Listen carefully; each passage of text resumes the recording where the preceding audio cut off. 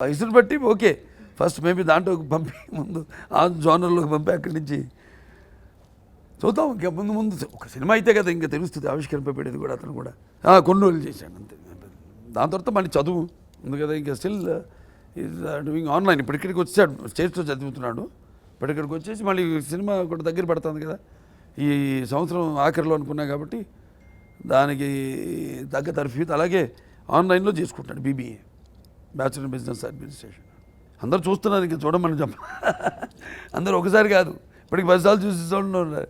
ఒకటి సంతోషం ఏంటంటే సినిమాకి అందరూ అంటే ఇదివరకు కూడా 30-40 సంవత్సరాల నుంచి సినిమాలు చూడటం మానేసిన వాళ్ళంతా కూడా వస్తున్నారు బయటికి.